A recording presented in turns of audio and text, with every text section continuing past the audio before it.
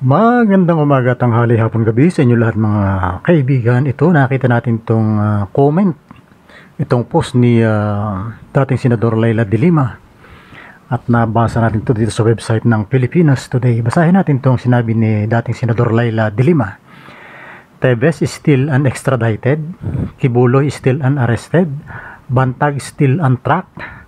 Bakit napakahirap magpanagot ng malalaking pugante? Yan ang reklamo ni dating Senador Leila de Lima. Pero si Teves hindi pa na-extradite, ibig sabihin hindi pa nadadala sa Pilipinas. Ito namang si Pastor Kibuloy ay hindi pa rin naaresto. At ito namang si General Bantag ay hindi pa nalalaman kung nasaan, untracked. Kumbaga hindi pa nalalaman ang kanyang posibilidad na kinaroroonan. Bakit nga ba napakahirap daw mapanagot ng malalaking pugante? Samantalang yung mga small time offender tulad yung mga snatcher, agaw cellphone, napakadali nga naman Anyway, ito basahin natin itong ilang mga comment dito sa Facebook ng ilan nating mga kababayan. At ito ay dahil hindi na natin tatakpan ang kanilang pangalan dahil the mere fact na sila nag-comment dito, ibig sabihin willing sila na mabasa yung kanilang mga comments. So basahin natin itong si Edgy Cruz Roman. Ito sabi niya, mapera kaya marami koneksyon. Yan. Basahin naman natin itong kay Zamsor Presado.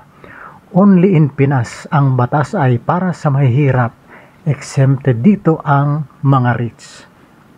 Yan ang ilang mga komento dito sa Facebook ng ating mga tinatawag nilang netizens. Tuloy tayo sa ilan pang mga komento. Ito kay Barry Atienza naman may proteksyon, protektado ng salapi. Yan. Samantala si Antonio Lacuesta, shout out sa inyo lahat dito sa mga nag-comment. Si Antonio Lacuesta, sabi niya ay simple as that. Meron mga ma-impluensyang tao ang nagkakanlong sa kanila tapos sisisihin nyo mga kapulisan at gobyerno. Kasalukuyan, hindi na bago yan sa mga dating opisyal ng military nagtago sa batas. Basahin pa natin isa pa. Emerson Baarde, ayaw ipahuli mga big time ang protector. Kung mahirap yan, kulong ka agad yan. Tama nga naman. Samantala, basahin pa natin iba. Napakarami pa akong comment dyan, pero ito basahin natin ang kay Frankie Dialogo. Kasi may mga nasa likod nila. Mapera, may kapit, may mga protektor. Pero pag ordinaryo na mamamayan, kastigo na nahusgahan pa ang pagkatao, wala pang muka na may harap sa madla. Yan ang mga komento. So dito sa Pilipinas nga, medyo magtataka ka. At napagaling naman ang ating intelligence.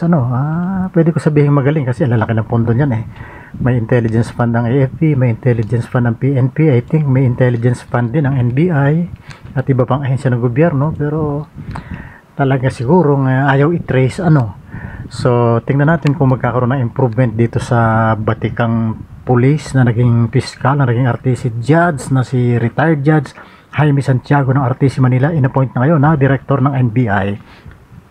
Eto, maganda itong pagkaka-appoint dito. Talagang swak na swak to. Dating police, sharpshooter, yan. Naging piskal, naging judge. Tapos ngayon, dyan, NBI director.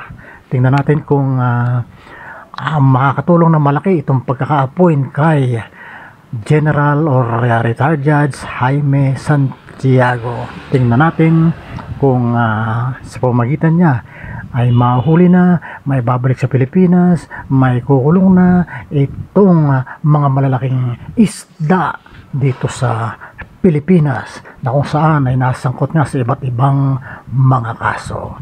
Yan po lamang for today. Salamat sa inyong panonood.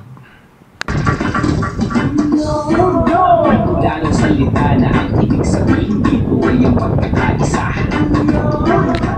Uyog Party List. Halika na, Uyog Party List ka na.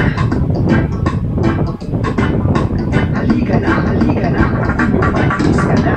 Sa susunod, ang atinang suportahan, Uyog Party List, nagtataguyod ng katotohanan, lumalaban